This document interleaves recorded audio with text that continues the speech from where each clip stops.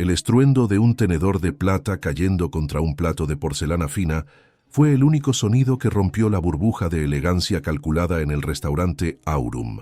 Afuera, Madrid se vestía de blanco con una nevada incipiente, pero adentro, el calor era de una tensión helada. Elena, con sus 60 años a cuestas y una mente que danzaba en su propio universo, se había levantado, atraída por el brillo de un pequeño arreglo floral en la mesa contigua. Sus dedos, arrugados por el tiempo, rozaron un pétalo de rosa con la inocencia de una niña. La reacción fue inmediata y venenosa. Una mujer, envuelta en joyas que parecían competir con las luces de la ciudad, espetó con un desprecio que cortaba el aire. «Saquen a esta mujer de aquí. Qué absurdo permitir gente de este tipo en este lugar». Su voz, aguda y cargada de un clasismo rancio, hizo que todas las cabezas se giraran, convirtiendo a la anciana confundida en el centro de un circo de humillación no deseado. El gerente, pálido y sudoroso, comenzó a acercarse con la intención de cumplir la orden de su clientela más adinerada. Si esta historia ya te está atrapando el corazón y quieres saber cómo termina, te pido que nos dejes un like para que sigamos creando contenido como este. También, cuéntanos desde qué ciudad o país nos estás viendo. Nos encanta saber hasta dónde llegan nuestras historias. Estamos muy cerquita de alcanzar nuestro sueño de los 1000 suscriptores y con tu ayuda sé que lo lograremos muy pronto. Tu apoyo es nuestra mayor motivación.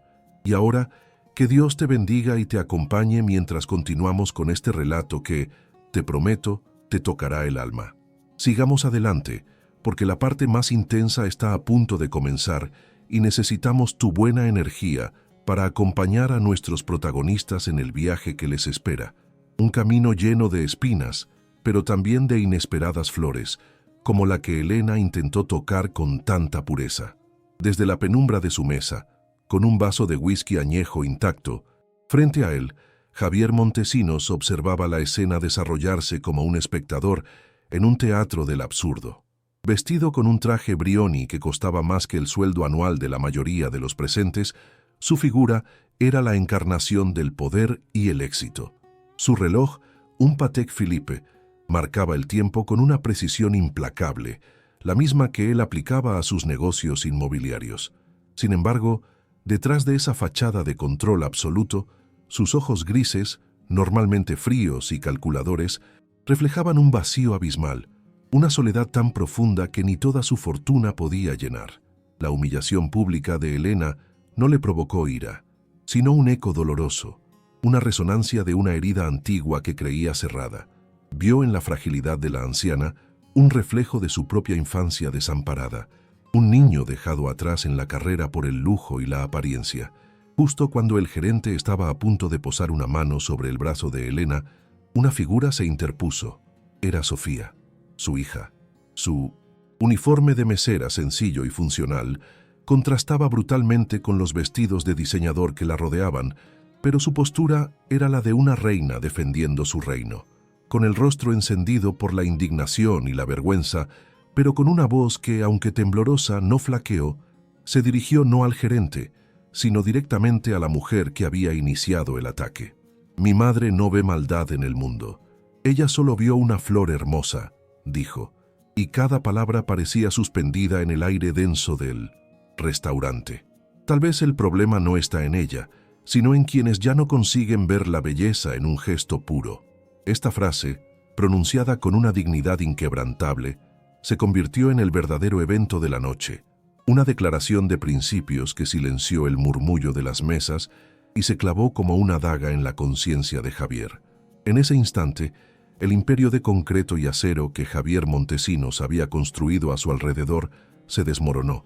La imagen de Sofía tomando con delicadeza la mano de su madre, protegiéndola del mundo con su propio cuerpo, se superpuso a un recuerdo enterrado bajo décadas de resentimiento. Su propia madre, elegante y perfumada, dándole la espalda para siempre para subir al auto de un hombre rico. La lealtad incondicional de Sofía hacia una madre imperfecta era el antídoto al veneno que había corrido por sus venas durante 40 años. Vio en ese gesto todo el amor que le fue negado, toda la protección que nunca tuvo, una emoción desconocida, Una mezcla de rabia y una extraña esperanza comenzó a bullir en su pecho. El magnate, el hombre que nunca actuaba por impulso, sintió la necesidad incontrolable de intervenir. La noche, que había comenzado como una cena de negocios más, estaba a punto de cambiar su vida para siempre. Para sorpresa de todos, Javier se levantó. Su movimiento fue lento, deliberado, y cada paso que dio sobre la alfombra de terciopelo rojo pareció resonar en el silencio sepulcral que había caído sobre el salón. Los comensales, antes jueces arrogantes, ahora lo miraban con una mezcla de temor y curiosidad. Ignoró a Sofía y a Elena por un momento, sus ojos grises fijos en el matrimonio que había escupido el veneno. Al llegar a su mesa, se inclinó ligeramente, sin una pizca de emoción en su rostro, y con una calma que resultaba más aterradora que cualquier grito, pronunció las palabras que sellaron la noche. «Ustedes no son bienvenidos en mi restaurante». El hombre farfulló algo sobre sus conexiones, pero la mirada de Javier lo congeló. «Soy Javier Montesinos, y este es mi establecimiento. Ahora, por favor, retírense antes de que los haga sacar». La revelación cayó como una bomba, dejando un cráter de asombro y humillación en su lugar. La pareja, con el rostro desencajado por la vergüenza pública, recogió sus pertenencias con una prisa torpe, sin atreverse a mirar a nadie a los ojos mientras el personal, ahora bajo una orden silenciosa pero inequívoca, les mostraba la salida. Javier los observó marcharse, con su máscara de indiferencia firmemente en su lugar, pero por dentro, una batalla campal se estaba librando. Cada paso que daban esos dos hacia la fría noche de Madrid era un paso que él daba para alejarse de su propio pasado. No estaba simplemente defendiendo a una anciana indefensa, estaba exorcizando los fantasmas de todos aquellos que, como su madre, habían elegido el brillo del dinero sobre la calidez del afecto. Estaba reescribiendo una escena de su vida, y, esta vez, la dignidad no sería la víctima. El poder que había acumulado durante décadas finalmente servía para algo más que para comprar edificios. Servía para impartir justicia. Una vez que la puerta se cerró tras ellos, un silencio tenso pero diferente se instaló. Javier se giró entonces hacia Sofía y Elena. Su postura, antes rígida y amenazante, se suavizó. Sus ojos, por un instante, perdieron su filo de acero y dejaron entrever una vulnerabilidad que nadie en su círculo de negocios había presenciado jamás. «Por favor», dijo, y su voz sonó extraña, casi desacostumbrada a la amabilidad. «Permítanme que se sienten conmigo. Les ruego que acepten». Sofía lo miró fijamente, su corazón latiendo a 1000 por hora. Su mente era un torbellino de sospechas. ¿Qué pretendía aquel hombre tan poderoso? ¿Era esto una forma extraña de caridad, un capricho de millonario, o algo mucho más siniestro? La desconfianza, su única armadura contra un mundo que siempre le había dado la espalda, la hizo dudar. La herida de Javier se remontaba a los fríos pasillos de un orfanato en las afueras de la ciudad. Recordaba el olor a desinfectante y a tristeza, la sensación de la ropa heredada raspando su piel y, sobre todo, la constante sensación de ser invisible, un número más en una lista de niños sin suerte. Fue allí donde juró que nunca más sería débil, que nunca más dependería de la piedad de nadie. Cada negocio cerrado, cada millón ganado, fue un ladrillo más en la fortaleza que construyó alrededor de su corazón. Su imperio no era un monumento al éxito, sino una muralla contra el dolor del abandono. Por eso, la devoción de Sofía por su madre lo había desarmado. Ella representaba una lealtad que él consideraba un mito, una debilidad que, paradójicamente, ahora se le antojaba como la única fuerza verdadera en el mundo. La vida de Sofía, por otro lado, había sido un tapiz tejido con los hilos del sacrificio y un amor incondicional. Desde que la mente de su madre comenzó a desvanecerse, a perderse en los laberintos de su propia memoria, Sofía había asumido el papel de cuidadora, de ancla en la realidad. Su juventud se había consumido entre turnos dobles en la chamba, visitas a médicos y las pequeñas batallas diarias para mantener la dignidad de Elena intacta. Su pequeño departamento, en un barrio obrero muy lejos del lujo de Aurum, era su santuario. No había riqueza en sus paredes, pero cada rincón estaba impregnado del amor con el que Sofía peinaba el cabello de su madre, le leía sus historias favoritas o simplemente sostenía su mano mientras veían llover por la ventana. Sufría en silencio, soñando con un futuro donde pudiera darle a su madre la paz que tanto merecía. En la mesa de Javier, cubierta con un mantel de lino impecable, el ambiente era surrealista. Sofía se sentó rígidamente, lista para proteger a su madre de cualquier nueva amenaza, mientras Elena, ajena a la tensión, sonreía con dulzura. En un momento de claridad, o quizás de simple impulso, tomó un terrón de azúcar de la azucarera de plata y se lo ofreció a Javier con la palma abierta, como si fuera un tesoro. «Para ti», susurró. Los socios de negocios de Javier se habrían reído o apartado con incomodidad. Pero Javier, viendo en ese gesto la misma pureza que había visto en el incidente de la flor, simplemente extendió su mano y aceptó el regalo. «Gracias, Elena», dijo con una sinceridad que le sorprendió a él mismo. Ese pequeño acto, ese puente de azúcar entre dos mundos, comenzó a derretir el hielo en el corazón de Sofía. Sin embargo, el mundo exterior no tardó en reaccionar. La historia del magnate defendiendo a una mesera se extendió como la pólvora por los círculos de la élite madrileña. El celular de Javier vibraba sin cesar con mensajes de sus socios y supuestos amigos, llenos de advertencias y burlas. ¿Te has vuelto loco? ¿Arriesgar una fusión multimillonaria por una empleaducha? No manches, Javier. Lo acusaban de sentimentalismo, la peor de las enfermedades en su mundo de tiburones. Javier leía los mensajes con una mueca de desdén, pero una pequeña semilla de duda se plantó en su mente. ¿Y si tenían razón? ¿Estaba permitiendo que una vieja herida nublara el juicio que tanto le había costado forjar? El cinismo, su viejo y leal compañero, le susurraba al oído que la bondad siempre tenía un precio. Haciendo caso omiso a las advertencias, Javier comenzó a frecuentar el modesto hogar de Sofía y Elena. Su excusa era asegurarse de que estuvieran bien, pero la verdad era que se sentía atraído por la autenticidad de su vida. Les llevaba despensa, pero se quedaba a escuchar las historias de Sofía sobre la Elena de antes, la madre vibrante y llena de vida que ahora solo aparecía en destellos. Miraba los álbumes de fotos, testigos de una felicidad humilde que él nunca había conocido. Por primera vez, no estaba observando la vida a través del cristal blindado de su carro de lujo, sino que estaba sentado en un sofá gastado, sintiendo el calor de un hogar de verdad. Estaba descubriendo que la riqueza emocional que ellas compartían hacía que su propia fortuna pareciera insignificante, un montón de papel sin valor. La cercanía creciente, sin embargo, no disipaba del todo la desconfianza de Sofía. Acostumbrada a que nadie diera nada a cambio de nada, la generosidad de Javier le parecía un enigma. Una tarde, mientras él ayudaba a Elena a resolver un rompecabezas infantil, Sofía lo confrontó. Dejó de lavar los platos y se secó las manos en el delantal.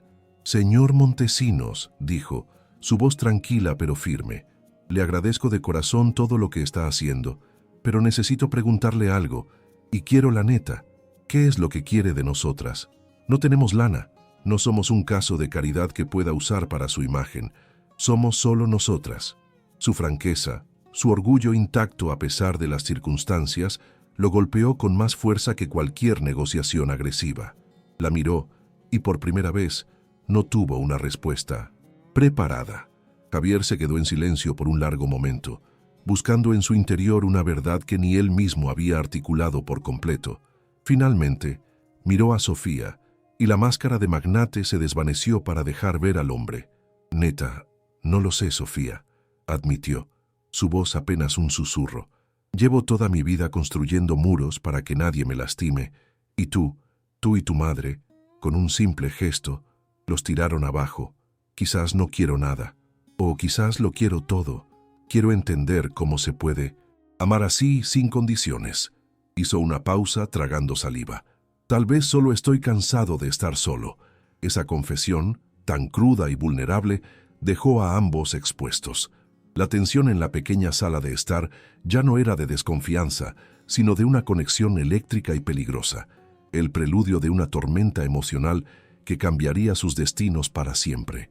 La calma que había precedido a la tormenta era engañosa, una ilusión tejida con los hilos de un buen día. Javier estaba de visita en el pequeño departamento, observando con una fascinación silenciosa cómo Elena, en un raro momento de completa lucidez, le enseñaba a Sofía un antiguo punto de tejido que su propia abuela le había mostrado. La risa de Elena era cristalina, un eco de la mujer que había sido, y por un instante, los tres formaron una extraña pero armoniosa estampa familiar. El sol de la tarde se filtraba por la ventana, bañando la escena en una luz dorada y cálida, y Sofía se permitió sentir una pizca de esperanza, un sentimiento tan frágil y preciado como una mariposa en sus manos. Pensó que quizás, solo quizás, las cosas podrían mejorar, que la presencia de Javier traía consigo una especie de milagro silencioso. Pero los milagros en su vida siempre habían sido fugaces. De repente, las manos de Elena se detuvieron. Las agujas de tejer cayeron sobre su regazo con un suave sonido. Su mirada, antes brillante y conectada, se volvió opaca, perdida en un punto invisible en la pared. «Mamá», susurró Sofía, el miedo apoderándose de su voz. Elena la miró, pero no había reconocimiento en sus ojos. Era una mirada vacía, la de una extraña habitando el cuerpo de su madre. El terror familiar, ese pozo helado en el estómago, se abrió de nuevo para Sofía. Conocía esa mirada. Era el preludio de una crisis, la señal de que la marea de la enfermedad estaba subiendo de nuevo para arrastrar a su madre lejos de la orilla de la realidad, y ella no podía hacer nada para detenerla. La agitación se apoderó del frágil cuerpo de Elena. Se puso de pie bruscamente, sus movimientos erráticos y confusos. «Tengo que irme», balbuceó. «Me está esperando. Me prometió que volvería por mí». Hablaba de su propio padre, fallecido hacía más de una década. Intentó caminar hacia la puerta, tropezando con una pequeña mesa. Su respiración se volvió rápida y superficial, un jadeo de pánico y desorientación. Sofía corrió a su lado, intentando calmarla con palabras suaves, pero su madre no la escuchaba. Estaba atrapada en un pasado doloroso, reviviendo un abandono que su mente había decidido convertir en el presente. La impotencia era un nudo en la garganta de Sofía, que luchaba por no derrumbarse para poder ser el ancla que su madre necesitaba desesperadamente. Javier, que hasta ese momento había permanecido como una estatua de piedra, sintió una oleada de un sentimiento que no era el suyo, el miedo puro y visceral de Sofía.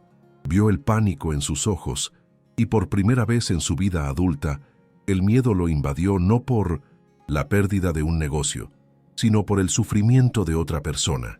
Su instinto de control, forjado en innumerables salas de juntas, se activó. Sacó su teléfono y marcó un número de su agenda personal. «Necesito una ambulancia, la mejor, en esta dirección. Ahora», ordenó. Su voz era la del magnate que no aceptaba un no por respuesta.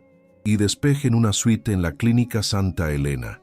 Es una emergencia neurológica. Soy Javier Montesinos». Colgó el teléfono.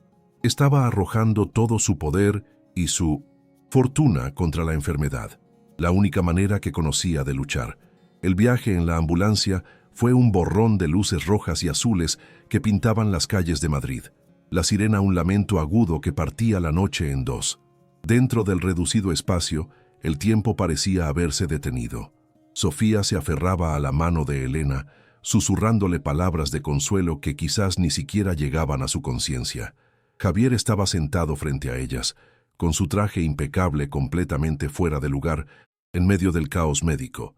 Se sentía un impostor, un hombre cuya única habilidad, hacer dinero, era patéticamente inútil en ese momento. Miraba las manos entrelazadas de madre e hija, un lazo tan fuerte que ni la enfermedad podía romper, y sintió una punzada de algo que se parecía mucho a la envidia. Él nunca había tenido una mano a la que aferrarse en medio de la oscuridad. La Clínica Santa Elena no parecía un hospital, sino un hotel de 5 estrellas. El mármol brillaba bajo las luces tenues y el aire olía a antiséptico y a dinero. El contraste entre la opulencia del lugar y la cruda vulnerabilidad de su situación era discordante. Un equipo de médicos y enfermeras, Previamente alertados por la llamada de Javier, los esperaba en la entrada y se llevaron a Elena en una camilla con una eficiencia silenciosa y profesional. El lujo del entorno no ofrecía consuelo, solo subrayaba la enorme brecha entre sus mundos. Sofía sintió como si estuviera entrando en un planeta diferente, uno donde el sufrimiento era atendido en suites privadas, un concepto tan ajeno a su realidad que la hacía sentir aún más pequeña y desamparada. Sofía intentó seguir la camilla, un impulso primario de no dejar sola a su madre, pero una enfermera la detuvo con un gesto amable pero firme. «Por favor, espere aquí. El doctor vendrá a hablar con usted en cuanto la hayamos estabilizado». La puerta se cerró, separándola de la única persona que daba sentido a su mundo. Se quedó allí, de pie en medio del pasillo, sintiendo un vacío tan grande que amenazaba con consumirla. Fue entonces cuando sintió una mano en su hombro, un toque firme y tranquilizador. Era Javier. No dijo nada, pero su presencia era un ancla, un punto de solidez en medio de su mundo que se desintegraba. Se dejó guiar hasta una sala de espera privada, su voluntad completamente agotada. La sala de espera era un estudio sobre la elegancia fría, sofás de cuero negro, una mesa de centro de cristal y obras de arte abstracto en las paredes. Pero para Sofía era una jaula. El único sonido era el tic-tac de un reloj de diseño en la pared, cada segundo un martillazo en su cráneo. Se levantó y comenzó a caminar de un lado a otro, incapaz de quedarse quieta, la energía nerviosa recorriendo su cuerpo como una descarga eléctrica. Sentía la necesidad de hacer algo, cualquier cosa, pero estaba atrapada en la inacción forzada de la espera. Javier la observaba desde el sofá, respetando su necesidad de movimiento, su silencio una forma de compañía más elocuente que cualquier palabra vacía de consuelo. La mente de Sofía era un campo de batalla. La culpa la asaltaba con ferocidad. ¿Había hecho algo mal? ¿Había ignorado alguna señal? ¿Fue la visita al restaurante, la agitación, lo que desencadenó esto? Se torturaba con preguntas que no tenían respuesta. Luego venía el miedo, una ola negra que amenazaba con ahogarla, la imagen de su madre desapareciendo para siempre en las brumas de su mente. Y debajo de todo eso, el amor, un amor tan feroz y profundo, que era la fuente tanto de su mayor alegría como de su dolor más insoportable. Quería gritar, romper algo, pero todo lo que podía hacer era seguir caminando, trazando un camino de angustia en la alfombra cara de la clínica. Javier, por su parte, se enfrentaba a sus propios demonios. La impotencia era un veneno que no estaba acostumbrado a probar. Estaba acostumbrado a dirigir, a ordenar, a moldear la realidad a su antojo con el poder de su chequera. Pero allí, en esa sala de espera estéril, no era más que un hombre. No podía negociar con las neuronas de Elena, no podía comprar una cura para su enfermedad.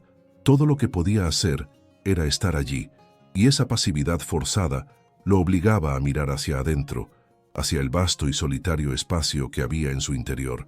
La angustia de Sofía era un espejo que le devolvía el reflejo de su propia soledad, magnificada y dolorosa. En un intento por ser útil, se levantó y se sirvió de una máquina de café de última generación. Le preparó una taza a Sofía y se la ofreció. «Toma, te hará bien», dijo suavemente. Ella lo tomó, sus manos temblorosas, pero no bebió. Solo lo sostuvo, como si el calor de la taza pudiera de alguna manera infundirle fuerza. Se sentaron en silencio durante lo que pareció una eternidad. No necesitaban palabras. En esa habitación, el dolor era un lenguaje universal, y por primera vez, Javier se dio cuenta de que la verdadera conexión humana no se construía sobre conversaciones brillantes o intereses comunes, sino sobre la voluntad de compartir el peso del sufrimiento del otro. Finalmente, la puerta se abrió. Un hombre de mediana edad con bata blanca y una expresión de estudiada compasión entró en la sala. Era el jefe de neurología. Se presentó y se sentó frente a ellos. Su rostro era una máscara profesional, pero sus ojos no podían ocultar la gravedad de la situación. «Hemos estabilizado a la señora García», comenzó, y Sofía contuvo el aliento. «La crisis inmediata ha pasado, pero me temo que el evento ha causado un deterioro significativo. Su condición es más avanzada de lo que los informes anteriores indicaban». Cada palabra era un golpe medido, diseñado para ser claro, pero que aterrizaba con la fuerza de un puñetazo. El médico continuó, utilizando términos como atrofia cortical y placas seniles, un lenguaje técnico que sonaba frío y distante. Luego lo tradujo a la brutal realidad. Su madre necesita cuidados permanentes y especializados, un entorno donde pueda ser monitoreada las 24 horas del día, con terapia ocupacional y el tipo de atención que lamentablemente no se le puede dar en casa. Hay un centro, el mejor del país, a las afueras de la ciudad. Es donde tiene que estar si queremos darle la mejor calidad de vida posible. La recomendación sonaba como una sentencia, el fin de la vida que Sofía conocía, el fin de tener a su madre con ella cada día. Entonces llegó el golpe de gracia, la cruda realidad del mundo material.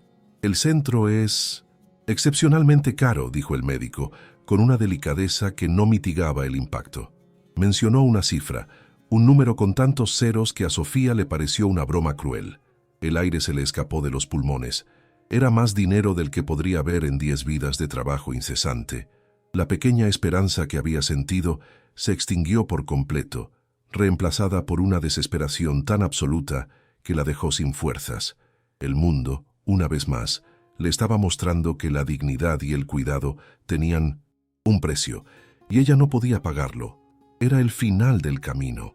Antes de que Sofía pudiera siquiera procesar la magnitud de su desesperanza, Javier intervino. Su voz era tranquila, pero cargada con el peso de una autoridad indiscutible. Se dirigió al médico, ignorando por completo la reacción de Sofía. «Doctor, quiero que la trasladen a ese centro esta misma noche. No repare en gastos. Contrate al personal que sea necesario. Quiero que tenga lo mejor de lo mejor, ¿entendido?» No era una pregunta, era una orden. Luego miró a los ojos del médico y añadió: «Mi asistente se pondrá en contacto con su departamento de administración para cubrir el costo de un año por adelantado. Ahora, si nos disculpa». El médico, atónito por la rapidez y la magnitud de la decisión, simplemente asintió y se retiró. Sofía lo miraba con los ojos muy abiertos, una mezcla de incredulidad y una incipiente indignación luchando en su interior. «No», logró decir, su voz ronca. «Señor Montesinos, no puedo aceptar. Eso es demasiado. No podría pagárselo nunca». Su orgullo, esa última defensa que le quedaba, se rebelaba contra la idea de aceptar una caridad tan abrumadora. Sería como vender una parte de sí misma, como admitir su completa y total derrota ante la vida. Prefería luchar sola aunque perdiera, que rendirse a la generosidad de un hombre al que apenas conocía, por muy amable que hubiera sido. Javier se giró hacia ella, y por primera vez su mirada no era suave ni compasiva, sino feroz. «Escúchame». «Sofía», dijo, su voz baja pero intensa, «esto no tiene nada que ver con el dinero. El dinero es papel, es una herramienta. Esto no es una deuda que tengas que pagar. Esto es lo que se tiene que hacer, y yo tengo los medios para hacerlo. Punto. No es negociable». Su determinación era una pared de granito contra la que las protestas de Sofía se estrellaban y se convertían en nada. La dejó sin argumentos, no por la lógica, sino por la fuerza abrumadora de su convicción. Estaba tomando el control, no sobre ella, sino sobre la situación que la estaba aplastando. Una vez que el médico se fue y la decisión irrevocable de Javier quedó suspendida en el aire entre ellos, el silencio regresó, pero esta vez era diferente. Estaba cargado de emociones no expresadas, de preguntas sin formular y de una tensión que era casi insoportable. Sofía ya no tenía la energía para caminar. Se desplomó en el sofá, su cuerpo finalmente cediendo al peso de las últimas horas. La realidad de la situación la golpeó con toda su fuerza. Su madre no volvería a casa. La vida como la conocía había terminado para siempre, y un extraño, un millonario solitario, estaba ahora en el centro de su universo en ruinas. Fue entonces cuando se rompió. No fue un llanto ruidoso ni histérico, fue algo mucho más profundo y doloroso. Lágrimas silenciosas comenzaron a rodar por sus mejillas, una tras otra, sin control. Su cuerpo se sacudía con sollozos ahogados que parecían venir del centro de su alma. Lloraba por su madre, por su juventud perdida, por su soledad, por su miedo, y también de una manera extraña y confusa, lloraba por el alivio aterrador de que alguien más estuviera llevando su carga. Era la liberación de años de tensión acumulada, de ser la fuerte, la que nunca se permitía flaquear. Javier no se movió para abrazarla, no le ofreció un pañuelo ni palabras huecas. Instintivamente, comprendió que ese dolor era sagrado, que ella necesitaba liberarlo sin interrupciones. Se quedó sentado en el sofá enfrente en silencio, y simplemente la observó. Se convirtió en el testigo de su derrumbe, un guardián silencioso de su vulnerabilidad, y en ese acto de presencia inmóvil le ofreció un consuelo más profundo que cualquier contacto físico. Le estaba diciendo sin palabras: «Estoy aquí, no te voy a dejar. Puedes romperte, que yo no me iré». Fue quizás el acto más genuino de intimidad que Javier había cometido en toda su vida. Cuando el torrente de lágrimas finalmente se calmó, dejando tras de sí una paz exhausta, Sofía levantó la vista. Sus ojos estaban rojos e hinchados, pero por primera vez estaban completamente libres de desconfianza. Lo miró a través de la habitación, a este hombre que había entrado en su vida como un huracán, y con una voz apenas audible, hizo la pregunta que contenía el peso de todo lo que había sucedido entre ellos. «¿Por qué?», susurró. «¿Por qué, Javier? ¿Por qué está haciendo todo esto por una desconocida y su madre enferma? Necesito entenderlo. Por favor». La pregunta quedó flotando en el aire, exigiendo una verdad que cambiaría todo. Javier tragó saliva, el nudo en su propia garganta repentinamente apretado.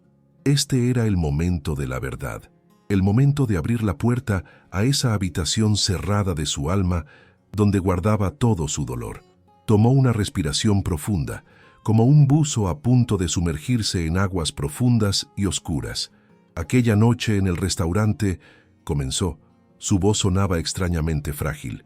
«Cuando te levantaste para defender a tu madre de esa mujer, no solo vi un acto de valentía, vi un fantasma, vi todo lo que yo nunca tuve y todo lo que perdí el día que nací». Empezó a hablar y las palabras salieron en un torrente, como si una presa se hubiera roto. Le contó de su madre, no como una figura lejana, sino como una presencia vívida y dolorosa en su memoria. La describió en todo su esplendor egoísta, su belleza deslumbrante que usaba como un arma, su risa que nunca llegaba a sus ojos, su ambición que era un fuego que consumía todo a su paso, incluyéndolo a él. Pintó un retrato no de un monstruo, sino de algo peor, una mujer que simplemente no tenía la capacidad de amar a nadie más que a sí misma, y que veía a su propio hijo como un ancla que la arrastraba lejos de la vida de lujo que ansiaba. Le narró con un detalle insoportable el día en que lo dejó. El recuerdo era tan nítido que era como si estuviera sucediendo de nuevo frente a sus ojos. Tenía 7 años. Ella lo había vestido con su mejor ropa. Le había prometido un paseo. Lo llevó al imponente edificio del orfanato, con su fachada gris y sus ventanas como ojos vacíos. Recordaba el olor a cera de piso y a repollo hervido. Recordaba el frío de la mano de ella cuando soltó la suya por última vez. Recordaba su perfume, una mezcla de jazmín y mentiras, que se desvaneció por el pasillo mientras ella se alejaba sin mirar atrás. «Eres un niño listo, Javier», le había dicho ella. Sus palabras, una sentencia de por vida. «Demasiado listo. Para que yo te arrastre conmigo. Saldrás adelante. Eres un sobreviviente». Esas palabras que ella probablemente se dijo a sí misma para justificar su crueldad se convirtieron en la profecía que él se vio obligado a cumplir. Le contó a Sofía cómo esas palabras lo habían moldeado, cómo lo habían convertido en un hombre que veía el amor no como un refugio, sino como una transacción, una debilidad que otros podrían explotar. Aprendió a sobrevivir, sí, pero olvidó cómo vivir. «Construí toda mi vida, cada edificio, cada empresa, sobre la base de esa herida», confesó, su mirada perdida en el pasado. «Me dije a mí mismo que si me volvía tan rico y poderoso, nadie podría permitirse el lujo de abandonarme, que el poder era un sustituto del amor, uno más fiable. Me convertí en una fortaleza impenetrable pero vacía por dentro. Creía, de verdad creía, que el amor incondicional era una mentira que la gente se contaba para no sentirse tan sola en el mundo, una fantasía para débiles. Y entonces llegaste tú, continuó, sus ojos finalmente encontrando los de ella. Estaban llenos de un dolor que lo humanizaba por completo. Te vi en ese restaurante protegiendo a tu madre. No la protegías porque fuera perfecta o porque te diera algo a cambio. La protegías precisamente por su imperfección, por su fragilidad. La amabas no a pesar de su condición, sino con ella. Viéndote, comprendí en un instante que había pasado toda mi vida negando la única verdad que importa. El amor que tú le tienes a ella es real. La confesión lo estaba quebrando por dentro, pero no se detuvo. Necesitaba que ella entendiera la magnitud de su revelación. Verte me mostró el tipo de amor que me habían arrancado y que yo mismo me había convencido de que era un cuento de hadas. Y me rompió por dentro, Sofía, porque en ese momento me di cuenta del desierto en el que había vivido durante 40 años. No te estoy pagando un favor. Estoy tratando de acercarme al único manantial de agua pura que he encontrado en toda mi maldita vida. Por primera vez desde que era un niño de 7 años, llorando en silencio en la cama de un orfanato, Javier Montesinos lloró. No fue un sollozo, sino una sola lágrima, espesa y lenta, que se deslizó por su mejilla. Un océano de dolor contenido en una gota salada. Cuando defiendes a tu madre, dijo con la voz rota, estás defendiendo la idea de que nadie, absolutamente nadie, merece ser descartado, ser abandonado como si no fuera nada. Y esa idea me devolvió algo que ni siquiera sabía que había perdido. Me devolvió la esperanza. Sofía lo escuchaba, y cada palabra de Javier resonaba en su propio corazón, en su propia experiencia de amor incondicional. Su gratitud inicial se transformó en algo mucho más profundo, una empatía abrumadora.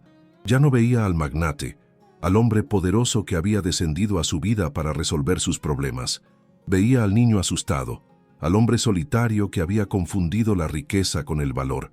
Vio su propia devoción por su madre reflejada en la necesidad desesperada de él por esa misma conexión.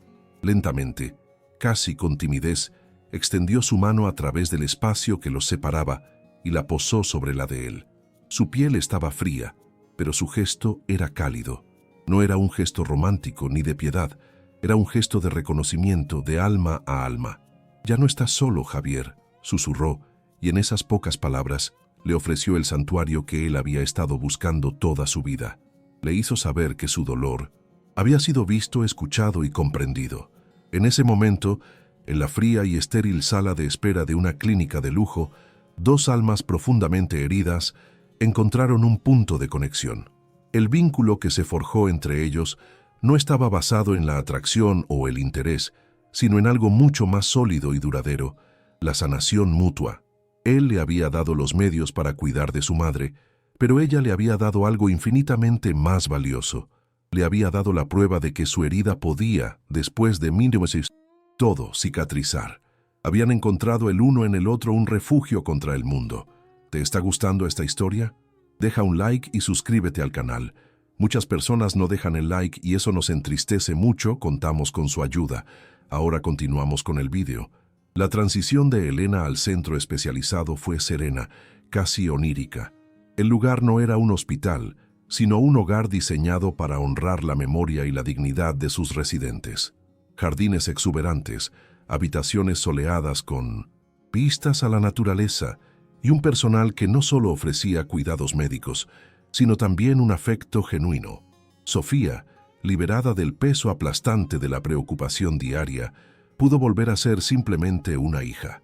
Pasaba las tardes con su madre, no como una cuidadora exhausta, sino como una compañera leyendo, escuchando música o simplemente sentadas en silencio, viendo los pájaros en el jardín. Javier las visitaba a menudo, no como un benefactor que supervisa su inversión, sino como un amigo de la familia, encontrando en la paz de ese lugar un bálsamo para sus propias cicatrices. Había comenzado la verdadera sanación, no solo para Elena, sino para los dos. Unas semanas más tarde, en la terraza de la clínica con vistas a la sierra, Javier le reveló a Sofía su verdadero plan. No quiero que esto sea un acto aislado, Sofía, le dijo, su voz cargada de una nueva determinación. Tu amor por tu madre me abrió los ojos. Hay miles de familias como la tuya, luchando en silencio, ahogadas por los costos y el agotamiento. Mi dinero, pudriéndose en cuentas bancarias, no sirve de nada. Quiero que sirva para algo real. Le propuso crear la Fundación Elena García, una organización dedicada a dar apoyo económico y emocional a familias que cuidan de ancianos con necesidades especiales. Y quiero que tú la dirijas, concluyó. Tu corazón y tu experiencia son más valiosos que todos mis millones. Sofía sintió que el suelo se movía bajo sus pies, no de miedo, sino de la emoción de un propósito que jamás imaginó tener. 2 años después, el sol brillaba sobre la inauguración del segundo centro de la fundación. Sofía, ahora con 34 años, estaba en un podio, dirigiéndose a una multitud de familias, donantes y periodistas. Ya no era la mesera tímida y desconfiada. Se había convertido en una líder apasionada y elocuente, una voz para los que no tenían voz. Hablaba de dignidad, de compasión y del deber de la sociedad de cuidar a sus mayores. A su lado, un poco apartado del centro de atención, estaba Javier. Su rostro, antes una máscara de fría indiferencia, ahora mostraba arrugas de sonrisa en las comisuras de los ojos. La soledad que lo había perseguido toda su vida se había disipado, reemplazada por la calidez de una comunidad que él mismo había ayudado a construir. Había encontrado una riqueza que ninguna bolsa de valores podía cotizar. Entre el público, en una silla de ruedas atendida por una cariñosa enfermera, estaba Elena. Su mente seguía siendo un laberinto, pero en sus ojos brillaba una luz de paz. En su mano sostenía una única rosa roja que uno de los jardineros del centro le había regalado esa mañana. Al final del discurso de Sofía, mientras Javier la ayudaba a bajar del estrado, Elena extendió la mano y le ofreció la flor a él. Javier la tomó, y esta vez el gesto no fue un catalizador de humillación, sino el símbolo de un círculo que se cerraba. La misma flor que había iniciado una tormenta de dolor, ahora era un regalo de amor puro y simple. Javier se inclinó y besó la frente de Elena, un gesto de gratitud hacia la mujer que, sin saberlo, le había enseñado a vivir de nuevo. En el restaurante Aurum, ahora famoso tanto por su cocina como por la historia de su dueño, una escena similar a la que lo empezó todo se desarrollaba una noche de invierno.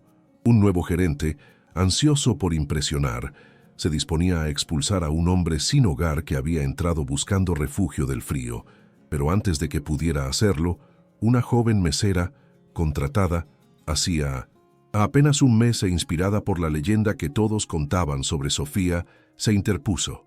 Con una valentía que no sabía que poseía, le dijo a su jefe: «Espere, yo me encargo». Y en lugar de mostrarle la puerta, condujo al hombre a una mesa en la esquina y le sirvió un plato de sopa caliente. El ciclo de compasión, una vez iniciado, seguía girando, creando ondas de bondad en la fría indiferencia de la ciudad. ¿Crees que es posible perdonar los errores del pasado para construir una familia mejor? Deja un like si crees que el amor verdadero siempre encuentra el camino.